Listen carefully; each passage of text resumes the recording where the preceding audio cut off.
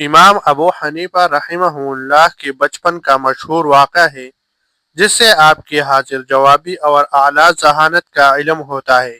بعض علماء نے لکھا ہے کہ عیسائیوں کی جانب سے ایک مناظرہ میں مسلمانوں کو لاجواب کرنے کے لیے علماء سے چند عقلی سوالات پوچھی گئی۔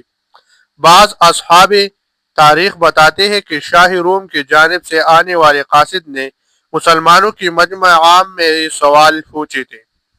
لوگ حیران و متفکر تھے کہ ان سوالات کا کیا جواب دیا جائے۔ عیسائی خوش ہو رہے تھے کہ آج ہم بہت سے اہل ایمان کو ایمان سے پھسلا دیں گے۔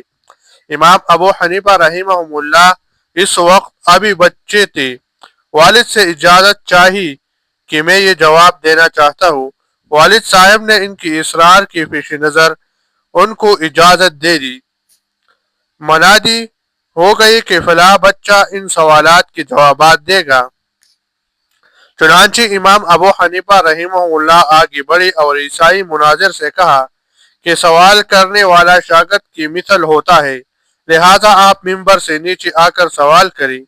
اور نیچے آیا تو امام صاحب بحیثیت استاد ممبر پر تشریف فرما ہوئے اور فرمایا اب سوال کیجئے۔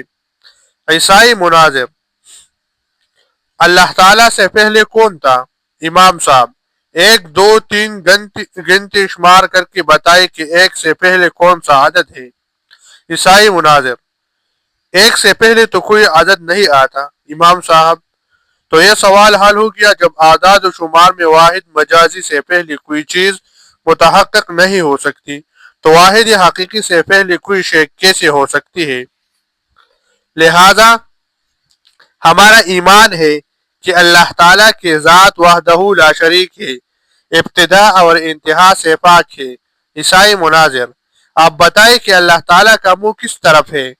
امام صاحب: میں آپ سے پوچھتا ہوں، دربار میں جب مشعل یا شمع روشن کی جاتی ہے تو اس کا منہ کس طرف ہوتا ہے؟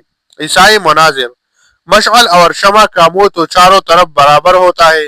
امام صاحب: تو اس بات کا فیصلہ بھی ہو گیا کہ جب نور مجازی کے لیے کوئی رخ متعین نہیں تو اللہ تعالیٰ نور حقیقی کسی جہت کا پابند کیسے ہو سکتا ہے؟ وہ اپنے علم کے ساتھ ہر جگہ موجود ہے۔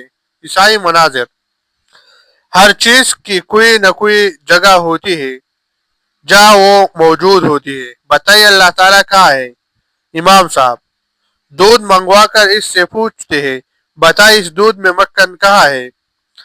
عیسائی مناظر: مکھن اس کے ہر قطرے میں ہے۔ امام صاحب: وہ خالق ارض و سما بھی ہر جگہ اپنی قدرت کے ساتھ موجود ہے۔